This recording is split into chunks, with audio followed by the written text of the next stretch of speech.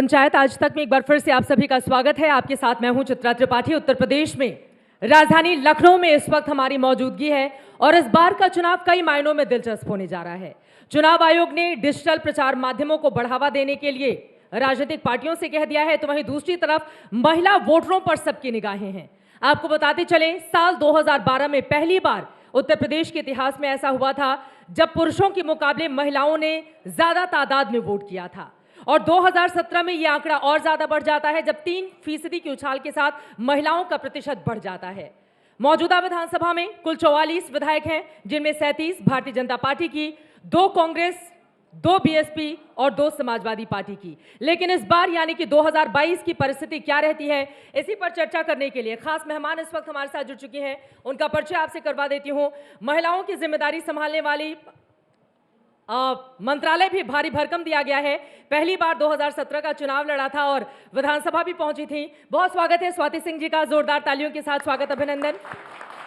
Aparna Yadav, Samajwadi party की तेज तर्रार नेता प्रवक्ता हमारे साथ जुड़ चुकी हैं, आपका भी बहुत स्वागत है अपर्णा जी।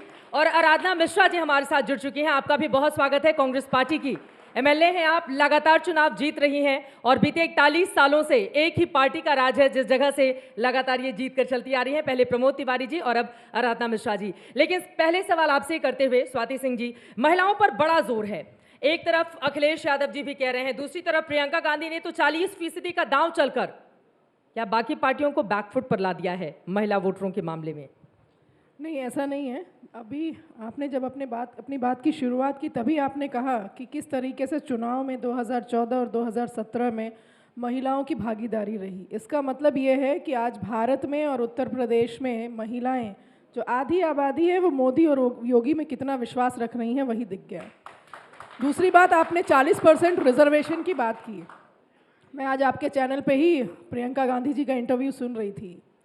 उन्होंने बोला कि हम उत्तर प्रदेश में संगठन, क्योंकि जो संगठन एक तरीके से इनएक्टिव हो गया था, उसको हम एक्टिव कोशिश कर रहे हैं कि वो एक्टिव हो जाए। हम लोगों ने अपने संगठन को फिर से खड़ा किया है, खड़ा करने की कोशिश कर रहे हैं। मैं ये प्रियंका गांधी जी से पूछना चाहती हूँ आपके चैनल के माध्यम से कि आपने संगठन खड़ा किया उत्तर प्रदेश में, क्या उसमें महिलाओं का 40% भागीदारी उनकी है क्या? अगर नहीं है तो फिर टिकट में भी आप कोई भागीदारी नहीं देंगे, ये बिल्कुल साफ दिख रहा है। आप ही से सीधा सा सवाल जो उन्होंने 40% को लेकर बार बार पूछे जा रहे हैं आराधना मिश्रा जी, और एक और सवाल है, इतनी महिलाएं टिकट के लिए कहां से आएंगी? जिताऊ उम्मीदवार ढूंढे जा रहे हैं। बीजेपी कह रही है इनके पास तो नेता ही नहीं है, 1-2 चेहरे ही दिखाई देते हैं बस। सबसे पहले तो मैं धन्यवाद देना चाहती हूँ प्रियंका गांधी जी का। कम से कम ये डिबेट शुरू हुई और जहाँ तक लोग महिला चेहरे को ढूंढ रहे हैं कांग्रेस पार्टी में, तो सबसे पहले तो मैं आपके बीच में बैठी हूँ। उत्तर प्रदेश की विधानसभा में अगर अकेली किसी दल की महिला नेता है तो वो कांग्रेस पार्टी ने आराधना मिश्रा को बना करके ये साबित कर दिया कि महिलाओं के लिए अगर किसी ने हमेशा राजनीति हो या किसी भी साधन से हो तो कांग्रेस पार्टी है। दूसरी बात, महिलाओं के 40% टिकट की बात की स्वाति जी ने। मैं बताना चाहती हूँ कि बिल्कुल चिंता करने की आवश्यकता नहीं है, 2-3 दिन का इंतज़ार कर लीजिए। जो प्रियंका जी ने कहा है, जो कांग्रेस पार्टी का संकल्प है 40%, और मैं आपके सवाल को भी इससे जोड़ती हूँ कि जीतने वाली मजबूत महिलाओं को अब की बार उत्तर प्रदेश की विधानसभा का टिकट कांग्रेस देगी, पूरी ताकत से लड़ाएगी और उत्तर प्रदेश की विधानसभा में भागीदारी उनकी तय करेगी, इसमें कोई संदेह नहीं है। अपर्णा यादव जी, अब प्रधानमंत्री नरेंद्र मोदी और योगी जी के लिए कहा जा रहा है कि महिला वोटरों पर उनका जादू चलता है। 40% टिकट देकर महिला पर बड़ा दाव कांग्रेस पार्टी ने चल दिया, तो समाजवादी पार्टी इन सब के बीच कहां पर खड़ी है? देखिए, सबसे पहले तो मैं ये कहूँगी कि सपा ने हमेशा महिलाओं के लिए काम किया और उनको बढ़ाने का भी कार्य किया। हमारी जो महिला समिति है वो आई थिंक प्रदेश की सबसे, आपने मुझे ही इंट्रोड्यूस किया कि सबसे तेज तर्रार नेता है सपा की, और सारी सपाई जितनी महिलाएं हैं वो चूल्हे चौके से लेकर के राजनीति में बहुत ही बढ़ चढ़ करके हिस्सा लेती हैं। सपा के लिए मैं ये भी बोल सकती हूँ कि जितना काम महिलाओं के लिए सपा ने किया है आज तक किसी पार्टी ने नहीं किया। दूसरी बात मैं ये कहती हूँ कि आप जहाँ तक बात कह रहे हैं कि योगी जी मोदी जी का बहुत जादू चलता है, क्यों नहीं लोकतंत्र में इतना प्रचंड बहुमत तो आज से पहले कभी नहीं था भाजपा का, उससे पहले तो भाई कांग्रेस का था। क्यों नहीं 33% रिजर्वेशन बिल पास किया आपने, क्यों नहीं पास करा? महिलाओं की ये लड़ाई जो है ये हजारों साल लाखों साल से है, ये आज की लड़ाई नहीं है।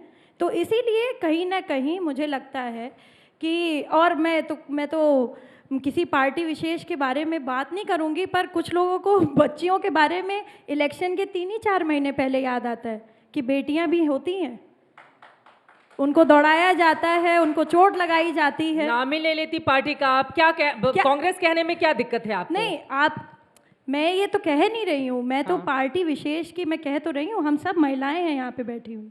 मैं यही कहना चाहती हूँ कि हम महिला ही महिला की सबसे बड़ी दोस्त है और महिला ही महिला की सबसे बड़ी दुश्मन है। तो मैं बस इतना बात कहना चाहती हूँ कि हमेशा इसी समय क्यों, भाई पहले भी तो हो सकता था ना, ये अभी ही क्यों हुआ? चुनाव याद आ गया तो लगा कि कांग्रेस पार्टी को अपनी उपस्थिति मजबूत करनी है, तो फिर महिलाओं को, बेटियों को अब मैराथन करवाएं। अपर्णा जी मेरी छोटी बहन की तरह है, पर मैं एक बात ज़रूर याद दिलाना चाहती हूँ कि जब 33% महिला आरक्षण का बिल आदरणीय सोनिया गांधी जी पार्लियामेंट में लेके आई थी, तो किन किन पार्टियों ने उसका विरोध किया था? उसमें समाजवादी पार्टी भी एक थी, मैं याद दिलाना चाहती हूँ। दूसरी बात, इन्होंने कहा कि कांग्रेस पार्टी को महिलाओं की याद चुनाव के समय क्यों आती है। ज़रा उंगली पे याद, मैं गिनती दे रही हूँ, उसको ज़रा काउंट करिएगा। इस देश को पहला महिला प्रधानमंत्री किसने दिया? इंदिरा गांधी के रूप में कांग्रेस पार्टी ने। देश की पहली राष्ट्रपति किसने दी? प्रतिभा पाटिल जी के रूप में कांग्रेस पार्टी ने दी। लोकसभा का स्पीकर किसने दिया महिला? मीरा कुमार जी के नाम पे कांग्रेस पार्टी ने दी। नेजबा अब्दुल्ला को हमने डिप्टी स्पीकर बनाया राज्यसभा में। कांग्रेस पार्टी की अकेली पार्टी है जिसकी राष्ट्रीय अध्यक्ष अगर महिला किसी की है तो सोनिया गांधी के रूप में कांग्रेस पार्टी ने दी है। मेरी तो चुनौती है खुली, मैं तो हमेशा कहती हूँ कि अगर दम है किसी पॉलिटिकल पार्टी में तो ये चैलेंज स्वीकार करिए ना। आप भी नेशनल पार्टी का अध्यक्ष बना करके दीजिए किसी को, आप भी आप चीफ मिनिस्टर का चेहरा महिला बना करके दीजिए, आप प्राइम मिनिस्टर का चेहरा महिला दीजिए। पर ये दम अगर किसी में है और ये कन्विक्शन किसी में है, और अगर महिलाओं के प्रति कोई हमेशा उनकी बात को आगे रखता है, तो केवल और केवल कांग्रेस पार्टी। ना हमारी कथनी भी वही है और करनी भी वही है, हमारे में फर्क नहीं। कथनी करनी में फर्क नहीं है कांग्रेस के। स्वाति जी वो कह रही हैं महिलाओं को लेकर तो हमेशा हमने ही अपने कदम आगे बढ़ाए मैं हैं। मोना जी ने जो अपनी बात बोली है उसमें मैं थोड़ा और जोड़ दूं। आपने कहा कि पहली महिला प्रधानमंत्री किसी ने देने का काम किया तो कांग्रेस ने किया। मैं थोड़ा और पहले चली जाती हूं कि कांग्रेस में एक परिवारवाद की राजनीति होती रही। प्रधानमंत्री बने नेहरू जी, प्रधानमंत्री बनी इंदिरा गांधी जी, प्रधानमंत्री बने राजीव गांधी जी, प्रधानमंत्री, अब उसके बाद कोई सरकार ही इनकी नहीं रही। एक परिवार की पार्टी है, उसी परिवार का व्यक्ति या तो उस पार्टी का अध्यक्ष होता है, शीर्ष नेतृत्व पे रहता है पार्टी में, या फिर अगर सरकार बनती, जब भी बनी सरकार कांग्रेस की, तो उन्हीं के परिवार के लोग रहे। क्यों नहीं कांग्रेस में कोई और महिला राष्ट्रीय अध्यक्ष बन जाती हैं? क्यों सोनिया गांधी? क्यों एक परिवार ही राजनीति कर रहा है? क्यों एक परिवार ही शीर्ष नेतृत्व कर रहा है? क्या कांग्रेस में किसी और में नेतृत्व क्षमता खत्म हो गई है क्या? नहीं है क्या? जवाब दे दीजिए आप। मेरे ख्याल से राजीव जी के बाद की गिनती भूल गई स्वाति जी। हमने मनमोहन सिंह के नाम प्रधानमंत्री बनाकर एक नहीं 2 कार्यकाल मनमोहन सिंह जी को दिया। क्योंकि राहुल गांधी कॉम्पिटेंट आपको नहीं लगे, राहुल गांधी फेल हो गए। जब वो फेल हुए तो आप सोनिया गांधी को, फिर आप लोग ने प्रियंका गांधी को लॉन्च किया। राहुल गांधी जी ने नैतिकता की बात करी। जब पार्टी का संख्या वो नहीं आ पाई, चुनाव में रिजल्ट नहीं अच्छे आए, सरकार हम बाहर हुए, तो उन्होंने नैतिकता के आधार पर इस्तीफा दिया। अगर नैतिकता की बात करनी है तो मैं पूछना चाहती हूँ कि भारतीय जनता पार्टी हो या कोई भी देश की पार्टी हो, अगर नैतिकता की बात करेंगे तो केवल कांग्रेस पार्टी में नैतिकता है। यहाँ पे तो बड़ी बड़ी घटनाएं हो जाती हैं जिस पर उत्तर प्रदेश की सरकार या देश की किसी भी सरकार को इस्तीफा दे देना चाहिए था, पर कभी नहीं दिया। अगर नैतिकता होती तो आज उत्तर प्रदेश की सरकार, जो बड़ी घटनाएं हुई महिलाओं के प्रति, इसकी जवाबदेही क्यों चुप हो जाते हैं सारी महिला? मैं तो स्वाति जी तो उत्तर प्रदेश की हैं, पर मैं पूछना चाहती हूँ, अमेठी में सांसद कौन है?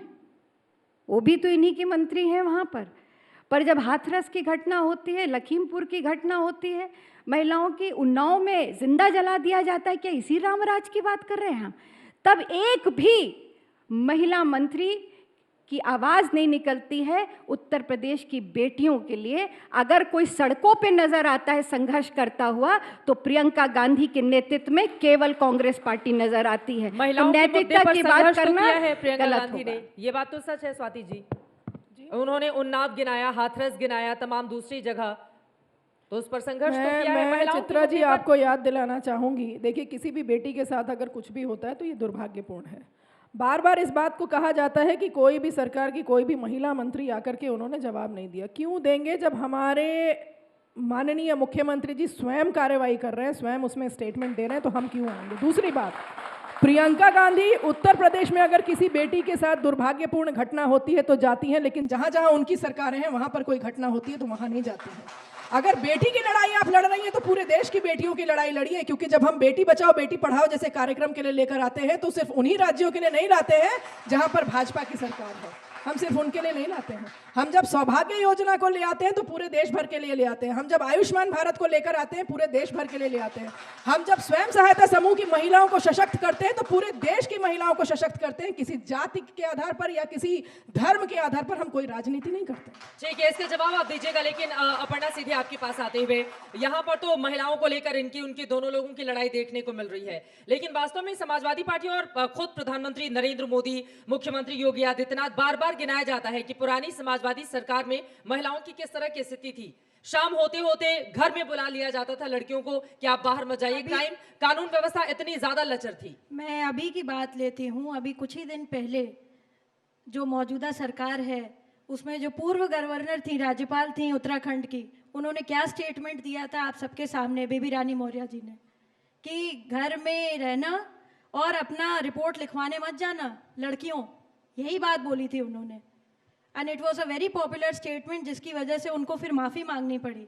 तो इस तरीके से देखिए आप प्लीज वहां से कोई नहीं अभी बोलेगा। महिलाओं नहीं, की ठीक इस है। मुद्दे की बात हो रही है, आप अपनी भी बात सुन लीजिए अगर, तो वो ज़्यादा अच्छा रहेगा, क्योंकि उन्होंने ये बात बोली, एक इतना सीनियर आदमी, इतने सीनियर पॉलिटिशियन, इतने सीनियर पद पर रहने के बावजूद उन्होंने इस तरीके का स्टेटमेंट दिया। You can see the plight of women कि हो क्या रहा है और क्यों इस तरीके की बात कही जाती है। सपा में आदरणीय नेताजी ने जब पहली बार मुख्यमंत्री बने तो टॉयलेट बनवाने का काम शुरू किया। उन्होंने पोस्टर नहीं छपवाए कि हमने टॉयलेट बनवा दिए हैं। हमारे सैफई में, हमारे इटावा में, हमारे मैनपुरी में गांव-गांव को डेवलप किया गया, क्योंकि तब उनकी वही कॉन्स्टिट्यूएंसी थी। हम लोग कोई बहुत बड़े राजनीतिक दल से नहीं थे। राष्ट्रीय दल हमें 50-60 साल से नहीं सरकारें चल रही थी। अभी इमरजेंसी हुआ है। कई बार मुख्यमंत्री रहे। अभी इमरजेंसी हुआ है। में अभी 224 इमरजेंसी पार्टी हुआ है ना, तो ये तो क्षेत्रीय विधायकों वाली पार्टी हुई। सरकार थी आपकी। तभी तो इसी इमरजेंसी में बने ना, इसी इमरजेंसी में बने, बहुत ग्रास रूट लेवल से संघर्ष करके आगे बढ़े। कोई बाप दादाओं का राज नहीं चल रहा था, तो नेताजी ने बड़ी संघर्ष की लड़ाई लड़ी है। और अगर आज उन्होंने ये कह दिया कि अपने परिवार में उनके 2-3 लोग आ गए, तो क्या गलत बात है इसमें? कौन सी ऐसी बात उन्होंने कर दी? क्या किसी के परिवार में कोई डॉक्टर बनता है, उसका बेटा अगर डॉक्टर बनना चाहे तो ये गुनाह है? या किसी का जो है पिता जो है इंजीनियर होता है, उसकी बेटी अगर इंजीनियर बनना चाहे तो ये गुनाह है? आई डोंट थिंक ये गुनाह है। राइट होता है यहाँ पर सबको, लोकतंत्र है, फ्रीडम है। परिवारवाद को लेकर आप लोग बड़े निशाने साधती हैं। वो कह रही है कि कोई गुनाह है अगर डॉक्टर अपने बेटे को डॉक्टर बनाना चाहे, वैसे ही नेता अपने बेटे को नेता, मुख्यमंत्री अपने बेटे को मुख्यमंत्री बनाना चाहता है। देखिए, इसमें कोई गुनाह नहीं है, लेकिन कैपेबिलिटी होनी चाहिए। इस आधार पर पद नहीं मिलना चाहिए कि किसी अध्यक्ष के बेटे हैं या किसी पूर्व मुख्यमंत्री के बेटे हैं या एक परिवार की पार्टी है और उनके बेटे हैं तो उनको मुख्यमंत्री बना दिया जाए। उस आधार पर नहीं होना चाहिए, बिल्कुल भी नहीं अब होना आप चाहिए। ये बताइए कि जितने एक्शन हो रहे हैं, जितने प्रधानमंत्री जी बोलते हैं, लाल टोपी वाले फलाना, तो every reaction has equal and opposite action also, and every action has equal and opposite reaction. लेकिन कोविड में ये दिखा नहीं है रिएक्शन। मैं तो दिखी, मैं तो जब लगातार कोविड में मदद कर भारतीय रही जनता थी। पार्टी के मैं तो कार्यकर्ता लगातार सेल मदद पर कर रही थे थी। तो अखिलेश मैं तो यादव अपने घर में लगातार बैठ मदद करके कर रही ट्वीट थी। कर रहे थे और स्वाति फेसबुक जी, पर आपके अपडेट भी कर रहे थे। क्षेत्र में मैं लगातार मदद कर रही थी। मैंने मेरे कोई सपा क्षेत्र में आपको मैं मैंने सपा कभी का नहीं देखा। मैं कोई सपा का आपको प्रचार मैंने नहीं कर कभी रही भी हूँ। अपने मैं क्षेत्र में लगातार नहीं मदद देखा। कर रही एक थी। बार आप गई थी कान्हा उपवन, आप माननीय मुख्यमंत्री जी जिस दिन जाने वाले थे उस दिन आप देखी ना, उसके पहले कभी दिखी जब से भाजपा की सरकार आई ना, मैं उसके बाद आप लगातार कभी थी। मैं लगातार कोविड क्षेत्र में काम कर रही थी और मैंने इस बात के लिए काम नहीं किया कि पार्टी विशेष को फायदा हो या ये सपा के वोटर हैं इसलिए उनको राशन पहुंचाया जाए। मैं उन लोगों को राशन दे रही थी जो राशन सच में पहुंचाने जरूरत का काम थे। तो भारत सरकार आजकल ही उनको कर रही है राशन और पहुंचाया प्रदेश जा सरकार रहा भी कर रही है जो इनके वोटर हैं। मैं तो ये कहना चाहती हूँ, ऐसी समाज सेवा करिए ना, ऐसे आचरण वो डालिए। अपना वोटर देखकर राशन पहुंचा रहे हैं। बिल्कुल, हमने तो उन लोगों को बांटा जिनको हम जानते भी नहीं थे, सड़क पे चल रहे थे, जिनके पास नाम बता चप्पलें दीजिए, नहीं थी, क्षेत्र बता दीजिए। जिनके पास आप सरोजनी नगर का एक क्षेत्र बता दीजिए, कहाँ कहाँ गई आप बता आशियाना दीजिए। में हमने दिया। आशियाना में कोई ऐसा व्यक्ति नहीं आशियाना रहता में जिसे हमने राशन दिया। बांटना पड़े। आशियाना में बहुत बड़ी आशियाना बस्ती है, में विशाल कोई भी मेगा ऐसा मार्ट के घर नहीं पीछे। है जहाँ राशन बांटने की बहुत- आवश्यकता हो। बहुत- आपको आशियाना सारी पॉश फोटोग्राफ्स कॉलोनी है, सारी आशियाना फोटोग्राफ्स पॉश है, कॉलोनी सोशल है, नेटवर्किंग पे वहाँ सारी पर किसी फोटोग्राफ्स को भी है। राशन हमने की किसी आवश्यकता तरीके के नहीं है। झंडे का प्रयोग नहीं किया। आशियाना पॉश हमने कॉलोनी निस्वार्थ है, भाव से वहाँ बांटा पर है राशन की आवश्यकता किसी को नहीं है। यही बात अब यही नहीं, दिख हमने रहा है। निस्वार्थ आप बांटा है। कहाँ गए? हमने ये बांट करके नहीं कहा कि ये हमारे वोटर है इसलिए इनको नहीं दीजिए। वो सही है आपकी बात। एक बार फिर से आगे बढ़ते हुए और महिलाओं के मुद्दे पर ही हम लौट आते हैं। आपने कहा कि किसी पार्टी को फायदा पहुंचाने या नुकसान पहुंचाने का नहीं, निस्वार्थ भाव से आपने सेवा किया। लेकिन उनकी ये बात तो सच है कि पूरे कोरोना काल के दौरान अभी भी हम उसी को लेकर आगे बढ़ रहे हैं, अभी भी कोरोना खत्म नहीं हुआ है, लेकिन उनकी पार्टी के लोग ज्यादा दिखे थे और पूछा जा रहा था कि बाकी विपक्षी दल के नेता कहाँ हैं।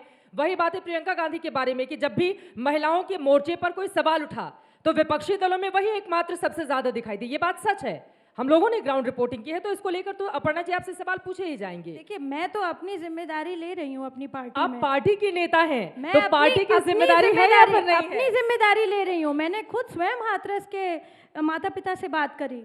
यहाँ पर सबसे बड़ा हमारे पूरे भारत में निर्भय का सबसे बड़ा वो बात हुई, तो सबसे पहले अपर्णा यादव ने डेमोन्स्ट्रेशन किया। उस समय समाजवादी पार्टी की सरकार थी और कोई नहीं आया, कोई नहीं आया, ना कांग्रेस आई ना भाजपा आई। सबसे बड़ा प्रदर्शन अपर्णा यादव ने किया। 2016 में अगर 2012 की बात हो रही है। 2016 में जब मैनपुरी में एक महिला के साथ मोलेस्टेशन होता है, उस समय भारतीय जनता पार्टी की प्रदेश अध्यक्ष मैं ही थी। मुझे जाना पड़ा उस लड़की को सुरक्षा देने के लिए, सुरक्षा प्रोवाइड कराने के लिए, उसकी FIR लिख जाए उसके लिए मुझे वहाँ पर जाना पड़ा। अभी आपने कहा था हमारे मैनपुरी में, हमारे इटावा में, हमारे सैफई में शौचालय बनाए, लेकिन आप ही के मैनपुरी में जब एक बेटी के साथ मोलेस्टेशन होता है तो वहाँ आपके ही थाने में उसके केस को नहीं, उसके FIR को लॉन्च नहीं किया जाता। उन्नाव में इतना बड़ा रेप केस हुआ, पहले आप ही के MLA का उन्नाव नाम में फंसा जो था हुआ, उसमें। उन्नाव उसमें में क्या- जो हुआ उसमें क्या माननीय कार्रवाई मुख्यमंत्री जी ने कार्रवाई की, उसमें हमने कितना- CBI को दिया, उसमें हमने कितनी CBI कार्रवाई को हुई? जांच दी और सजा भी हुई वो है। तो बाद में हुई, सजा जब भी उसमें हुई है। इतना हमने ज्यादा कहीं से बवाल हो गया। हमारी सरकार कहीं से भी प्रोटेक्शन नहीं देती। हमारी पार्टी के शीर्ष नेतृत्व का कोई भी व्यक्ति ये नहीं कहता है कि लड़के हैं, लड़कों से गलतियां हो जाती हैं। हमारी पार्टी का कोई भी MP नहीं, मगर आपके पार्टी में महिलाएं कहती है कि रात में मत जाना, शाम के 5 बजे के बाद मत जाना, थाने में रिपोर्ट लिखाने। आप ही की एक महिला पार्टी नेता कहती है। बेबी रानी मौर्य के बयान का जिक्र यही कर रही कहती हैं। हैं 5 बजे के अपर्णा बाद, जी, वो पहले की आपने बात थी। अपने पार्टी आज के की बात MP को करिए आप। जवाब क्यों 5 नहीं बजे दिया वो बोलते जब हैं। माननीय प्रधानमंत्री जी ने बेटियों के विवाह की उम्र को 18 साल से बढ़ाकर 21 साल किया, तो आप निकलकर क्यों नहीं बोले? जब आपके MP ने कहा कि लड़कियों में आवारगी बढ़ जाएगी, तो आप दोनों ने स्टेटमेंट क्यों नहीं दिया? बेटी, आप भी तो महिला हैं, आप भी बेटी हैं, क्यों नहीं निकल के स्टेटमेंट इस दिए? तरह का जब गैर जिम्मेदाराना कांग्रेस, बयान एक चित्रा जी, सांसद की ओर से। चित्रा जी एक स्टेटमेंट हर और है। आदमी की जिम्मेदारी चित्रा जी, कब एक तक बात और है, लेनी जब कांग्रेस के एक MLA ये कहते हैं, मुझे इस मन से कहते हुए शर्म आ रही है ये बात, लेकिन मैं जरूर कहूंगी, जब एक MLA ये कहता है कि जब रेप होना ही है तो लेटो और मजा लो, तब कांग्रेस की महिलाएं कहाँ गई थी? कहाँ गई थी महिलाएं? ठीक है, पहले आप अपनी बात खत्म खत्म कीजिए, उसके बाद आराधना जी के पास में आऊंगी। अपर्णा जी, मैं तो बस इतना कहती हूँ कि इतने सीनियर पद पे जो पहले बात कही थी वो अभी भी कह रही हूँ। महिला, ये तो आप शफीकुर पुरुषों रहमान वर्ग की वो बात कर रही हैं। अब कोई सांसद इस तरह का बयान कैसे दे? अब लड़कियां इस तरीके आवारगी, का ये तो कौन सा शब्द गैर है? जिम्मेदारी वाला बयान है। ये तो आपने तो गैर बोला- जिम्मेदारी वाली बयान है ना। आपका ये तो हम सांसद agree कुछ भी कर रहे कह के हैं कि- निकल जाएंगे, उनके खिलाफ कोई कार्रवाई नहीं होगी और कह बिल्कुल दिया होनी जाए ये तो चाहिए, उनका क्यों नहीं व्यक्तिगत। होनी चाहिए? फिर उनके खिलाफ भी होनी चाहिए ना, जो इनकी पार्टी में है, सब पे हो। पार्टियां ही करेंगी ना कार्रवाई, तो बिल्कुल पार्टियां को करना चाहिए। तो मगर शुरुआत करती कौन कहाँ है? करेगा? आप दोनों में से शुरुआत किस पार्टी से होगी? ये तो देखिए, सवाल भारतीय है। जनता पार्टी में अगर कोई भी व्यक्ति गलत किसी महिला के साथ करता है तो उसे पार्टी से भी निकाला जाता है और उसके खिलाफ कार्रवाई भी की जाती है। हम ऐसा नहीं है कि उसे प्रोटेक्शन देते हैं, और माननीय मुख्यमंत्री जी ने बार बार शुरू से इस बात को कहा है कि हम किसी भी ऐसे व्यक्ति को संरक्षण नहीं प्रदान करते हैं, उसके खिलाफ कार्रवाई करते हैं। बार बार हाथरस की बात होती है, बार बार उन्नाव की बात होती है। सीबीआई को देने का काम किसने किया?